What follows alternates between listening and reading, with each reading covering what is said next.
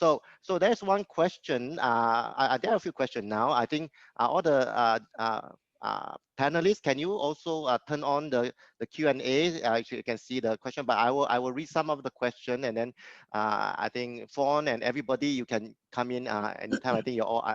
Please unmute yourself if you want to talk. Okay. So so I think there was one question very early on from Tay about what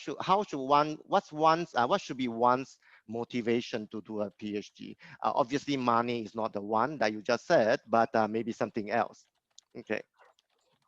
All right, let me answer from my perspective. Since I was a child, I would love to do something to change the world. So that is my motivation, because I look around and I see a lot of people going to work. And I told myself, I'm not going to work. I'm going to do something that I feel worthy. So like Confucius always said, right? I mean, you look at his quotation. One of that very insightful one, it says, find a job you love, then you don't have to work a single day of your life. Today, that is my motivation. I work very hard. I don't even know what work is anymore, but it's fun. That's the main thing. Yeah, I would build on that, and just I think it's important to understand that when you think about PhD, you have to also think about a career, right? I often have undergraduates, I'm in history, I have undergraduates that sit down with me and say, oh, Prof, you know, I love doing research, so I think I want to be an academic. And so I have to give them a very honest view that you have to think about a career, and you have to, you're very few in humanities and social sciences, there are very few positions that will let you do research your whole life.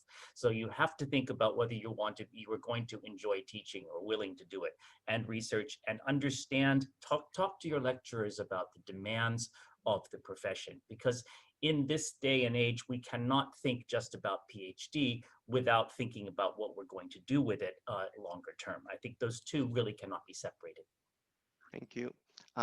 There's one question specific to Faculty of Science. So Zhao, right? So so it was Ning Chen was asking, what do supervisors hope to see in a candidate's research proposal? Yeah, thank you for the question. Can you hear me clearly? Yes. Yeah, so I think, of course, this is related to the different types of scholarships you are applying for. I come from chemistry, so I just want to give you an example. So for the proposal, I think, of course, depending on your background, we're not really looking for a very detailed and very thorough proposal. It's more of a, like, you show your genuine interest in a certain topic of research.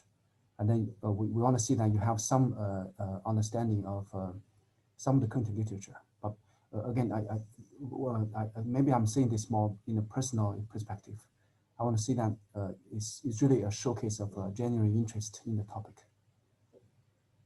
Okay. Yeah, I think you gotta love what you do and do what you love, right? So you know, what really is PhD? Why is it called a Doctor of Philosophy? Well, philosophy means love of wisdom. So you should really know what you want. So so there was one question, maybe perhaps I open up to everybody about in the last speech from Han Chen. In the last speech, the professor Kostia just mentioned that choosing PhD only if you like this area. Is it Kostia or Phon? I don't know who mentioned that. So the question is, do you recommend a bachelor to apply for a PhD degree directly? There was also a similar question about can you do a PhD, or is it very difficult to do a PhD without a master background? So that's one question. I think they are the same. I asked because in bachelor study, we mostly focus on the course, not too much opportunity to do research. So some of my professors say master is actually your first journey to the scientific work, and they recommend to do a master. So I think the overall the question is, do you need to have a master degree before you do a PhD, or you go direct into a PhD? So anybody can talk. Maybe if I can just speak for FAST. Yeah, here, we tend to follow a more British system in that we want, in most of our subjects, we want students to have a master's first. Whereas in the American system that I come from, very often you can go straight into PhD. But even there are a couple of exceptions, even in FAST. So psychology and economics, for example, are often willing to take students without the undergraduate. I think the best thing for a prospective applicant to do is talk to some of the lecturers in their own department, their own major, and also when contact departments at schools they might apply, because they will tell you very honestly whether you really should have a master's or not. It depends a lot on individual case, individual school. Okay. How about engineering, Biplab? You need to unmute yourself. In engineering, I think we have both cases. So there are, and I think it's not a department thing. Departments will allow students to come in with just a bachelor's. That's good enough as long as you have high enough grades. But then it also depends on the supervisor himself or herself, what they're comfortable with. If you look at me personally, I tend to like if the student already has a master's, because then I know they may have done some advanced courses and so on. And maybe if they have some research experience, then I don't really care much about whether, if you have a good undergraduate research program and you have probably published something or in some research in a lab, to me that's good enough. And then I may not care so much about whether you have done a master's or not. But as far as engineering is concerned, bachelor's is sufficient. Yeah. And then it depends on the personal preference. Yeah, School of Kevin, Computing. Yeah, School of Computing is similar. I think most of our PhD admissions are based on undergraduates, bachelor's degrees only. There is a 20%, 25% population that comes from a master's, but I think it's very similar to what Biplab mentioned. Yeah.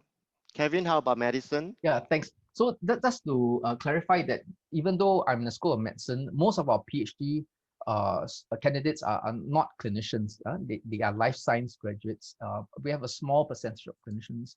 And similar to what was shared by Bruce, Biplab, and Prateek, we take in both masters and honors degree students. But the point I want to highlight is that it's more depends on the student, right? So you do a master's if you're not sure, if you really want to test the waters and find out whether you have this research ability. But in our own system in NUS, we have these things called Europes and honors projects. These are undergraduate research projects that really front loads your experience. You can actually determine whether you have a research acumen without doing a master's, right? Some honors students are so good that they do master's-like thesis for the honors projects, and they can go straight to do a PhD after that. So you're right, there are two routes, but I think it's student dependent. Okay. I think there was some related question, not about masters, but about having an industry background. I think some question about what advice would you have for someone who is currently working in a non-research industrial setting, such as health, like in pharmaceutical, coming back to do a PhD. I think there was some other question also similar. So maybe, what are your thoughts on student who has graduated, thereby undergraduate, went on to industry for a while, and then want to come back to do a PhD? I mean, what is it challenging or is it better? So maybe I can give you some examples. School of Computing has increasingly started to see returning industry professionals back into PhD. In fact, this year we have a person coming from Google, coming back after maybe 17 years of experience at Google. They bring a very different perspective to research. It's guided by a lot of practice, and we welcome that diversity at School of Computing. Yeah, perhaps other faculties can share their experience too. Okay, let me say something. Some students ask about whether we take just an undergraduate degree to get into the PhD program. Yes, in NUS, at the university level, we don't have a restriction. You must have a master's degree or what. It's not. If you have a master's degree, of course, we also welcome. If you only have a first degree, undergraduate degree, you want to apply into the PhD program, in general, the policy-wise, we will welcome all of them. In fact, in science faculty, most of the students only have this first degree, the undergraduate degree, when they get into PhD program. Another question is I think a student about asking question about this proposal, research proposal. We understand you are some of you just get a undergraduate degree. We don't expect you have a really if you have a great proposal, fine. But of course, we understand the proposal will change on the way. When you come and you work with the supervisor, of course, your research will change when you do research. Okay, you have found a new idea, you have a new direction, that's all fine. What we need to see is your passion about the research. We also, where you are interested, I think. Also, I think some ask maybe some of your industrial experience. I think industrial experience will have a plus for your future research. Because if you're from university to university, if you did not go out for industry, you may not know what the reality is, and you may not know the real life problem. So I think anyone have some industrial experience is a plus. You may know what you want to do. Yeah, thank you. Thanks, Prof. Shen. Yes, I think if you recall, Prof. Ho described what NUS wants to be. There was this quadrant, and we want to be on the top quadrant. So it's high intellectual and high impact to the real world. So those of you with industry background, I think you, like what Prof. Shen said, will have so-called knowledge about what the real world needs and what are the gaps. So you come in with that, and also I guess you may be worried about the technical part that you may have forgotten for a while. I think most of the PhD program have courses you will take, and so as long as you have passion, I think you will overcome a lot of these slight so-called drawback a little bit, but I think you have advantage actually eventually. Okay, so there are many questions here. Thanks for asking all these questions. I don't know how, maybe I just go by the most popular one. There's one that's very current about what are the challenges. Are there any challenges for students doing PhD in a post-COVID? We are not yet post-COVID, but okay, it's good to be optimistic. Post-COVID world expect. Any challenges? Maybe can Yeah. chip in because I'm from the School of Medicine. Okay. There's a lot. One aspect is that there's a lot of COVID-19 research going on in the School of Medicine. Okay. So if you are interested in COVID-19 type research, be it biology, molecular biology, vaccines, and all that, we're full of funding and projects. Correct. But I think that the issue is more on the communication and the travel and so on. I think NUS has an amazing set up amazing system to allow you to do your research safely. So we have zoned our campus and all that, so we protect the zones and all that. So I think if you come to NUS, I don't think there's an issue. I think we have good safety measures, and there's no end to all the exciting projects you can do on COVID-19. So that's just from the School of Medicine's perspective. Any other input from the rest? Also, I think you think about post-COVID-19. You look at the COVID-19 is the virus. You see, to overcome the difficulty, we realize we need everybody's efforts for not only just doctors, medicine, medical science. We need science. We need engineering. We need all kinds of help. So that indicates that if you want to really solve some real life problem, you need more than one major expertise. So that's therefore why now and after the COVID-19 we are more emphasized and on the interdisciplinary research.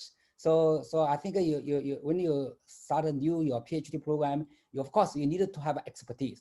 Okay, to be an interdisciplinary research, you have to have a disciplinary, but at the same time you have to know the knowledge beyond your expertise, so you can collaborate with all kind of people. Because when you really want to tackle any real life problem, you need more than one expertise. So you have to work with other people. I think that's for students. That's a typical example shows we need interdisciplinary research.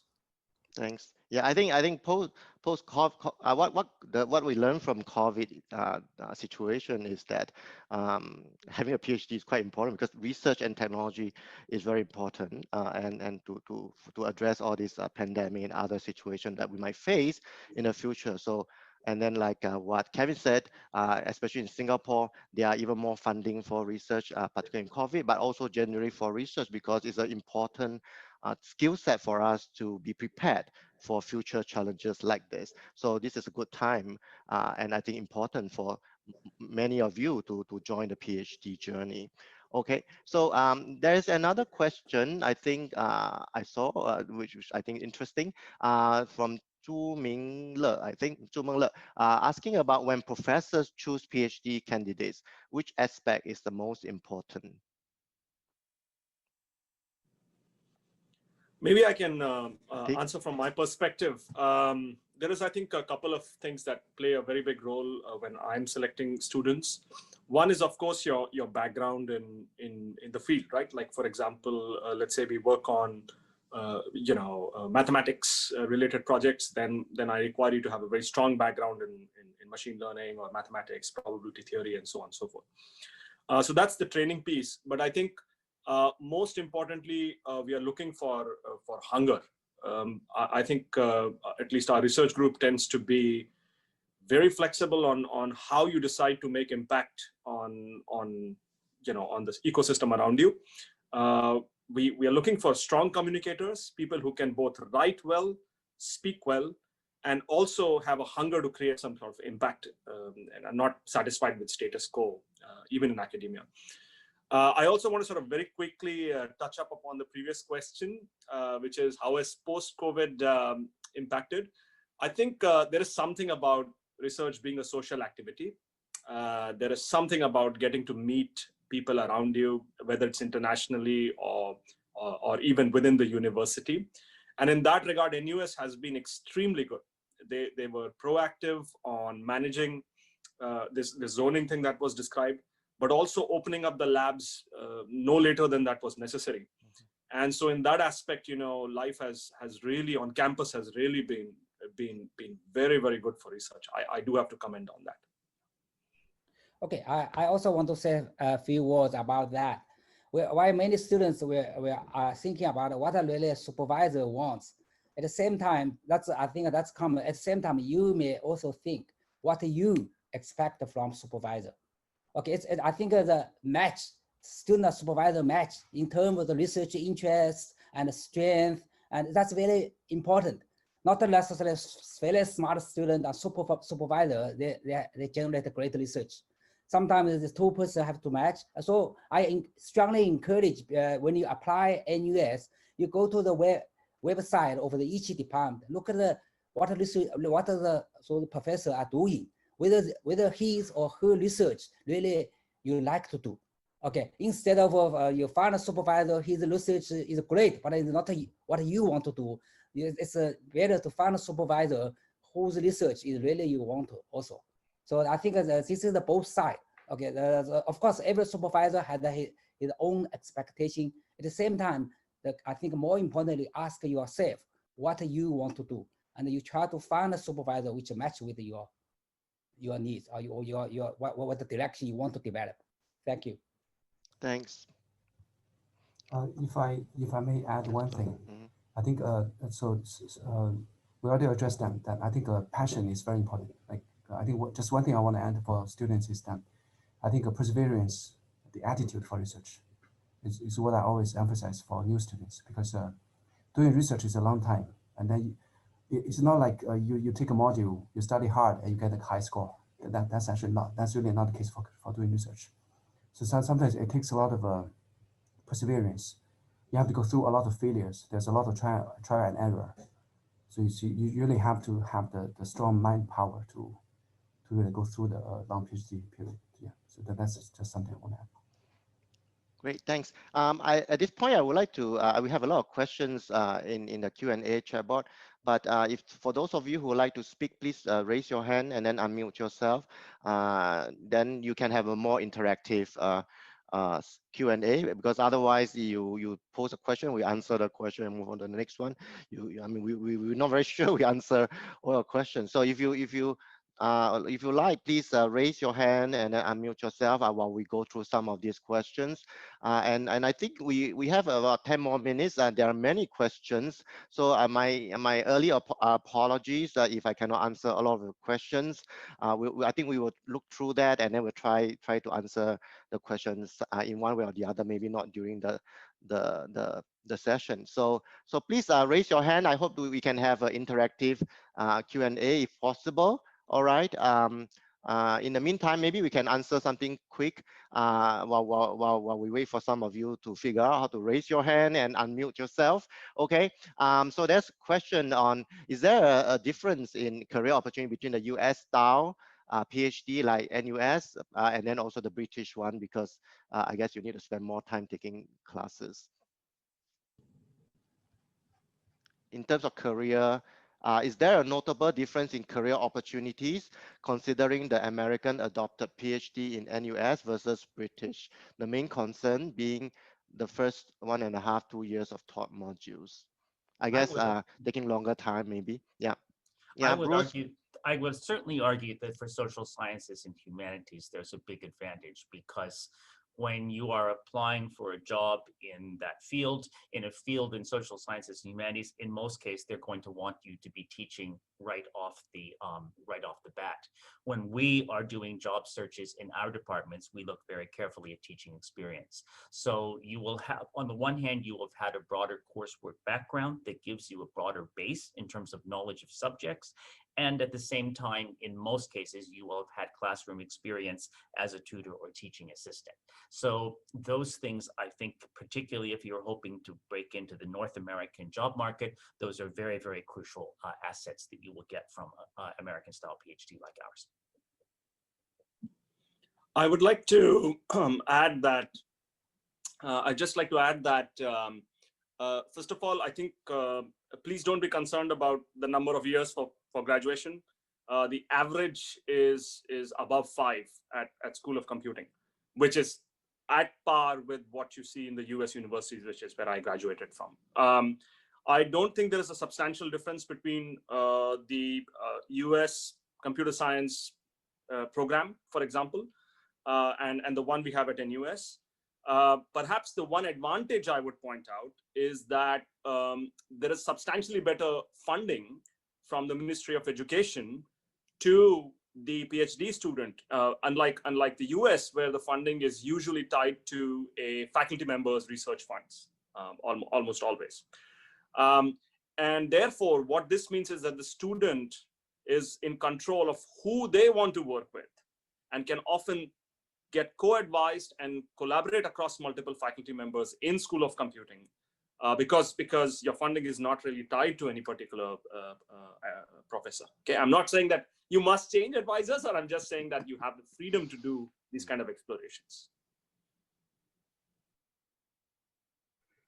Okay, great. I guess the answer is positive. Maybe I would just add a little bit. In the end, a few things. The length of the PhD, actually PhD is, in my view, is one of your wonderful time of your life, because you're focusing on working on a project and working towards your degrees, your own creation. The degree is yours, the dissertation is in your name. So, and the first time you're doing that. So there's no need to rush through this process. When enjoy while it lasts. So that's one. And the other is your mileage will be longer if you have a better training. So if I always said in Chinese, PhD is 博士. 博士 means you actually have a very broad overview, right? You know a lot of fundamental things.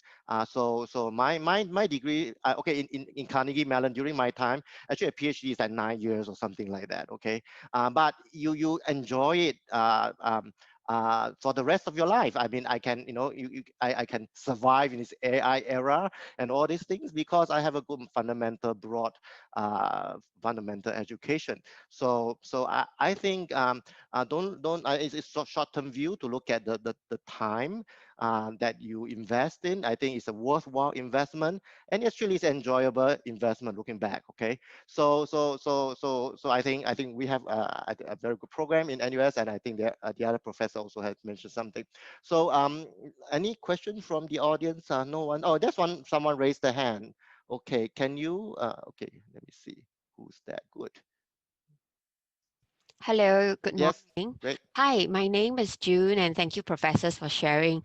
I just want to be very honest and upfront. You know, I see that some of you are younger than me, and you know, and of course, some of you are my seniors.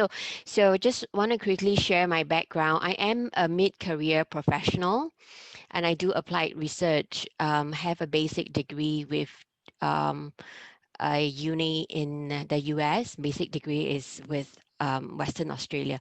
So I am exploring PhD programs, but there are some challenges and hindrances for mid-career professionals like myself.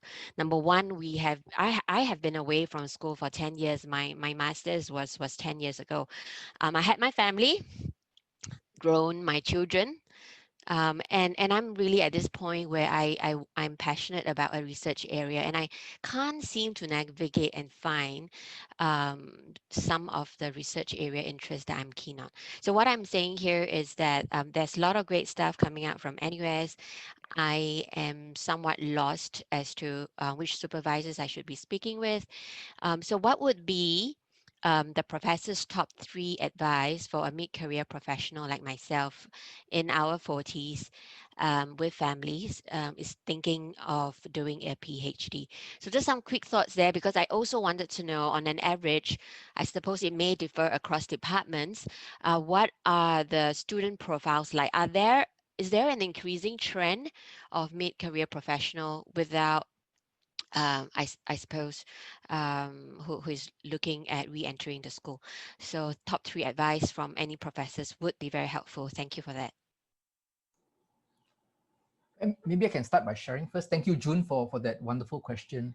You know, recently I admitted a PhD student who's older than me, you know, and she's from NParks, a senior administrator who wanted to look at how plants can alleviate stress in the hospitals, for example.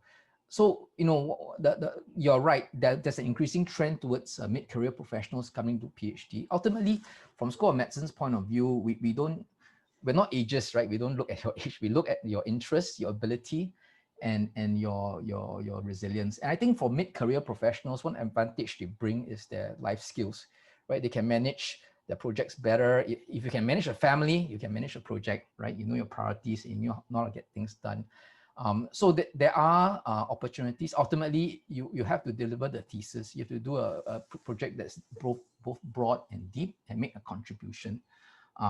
So in that sense, there should not be a major issue with age. In fact, there could be some advantages associated with it as well. Yeah. Thanks, June. Thanks for asking that question. Thanks, Kevin. I think we are running a little bit out of time, but I would like to give, there was Phon Kai-Ge, is it? You raised your hand earlier, so maybe you can ask a quick question and we try to answer before we move on to the next one. Kai-Ge, you want to unmute yourself? Phon Kai-Ge, right? My question Yeah. has been answered just now. Thank you very much. Okay, great, thanks. So great, so thanks everybody. I think there are still a lot of questions, I think 31 or how many more unanswered. We will try to answer that offline by typing in the questions, answers, okay? Again, like I said, being a PhD, the first thing is learning how to ask questions. So you have made a very good first step, okay? And thanks all the vice deans, assistant deans, and everybody for answering the question and sharing really your real insights. And I hope okay, that's it. Okay, thank you everybody. Okay, because I need to move on to the next talk. Thanks. Yeah. See you. All right. Yeah, for those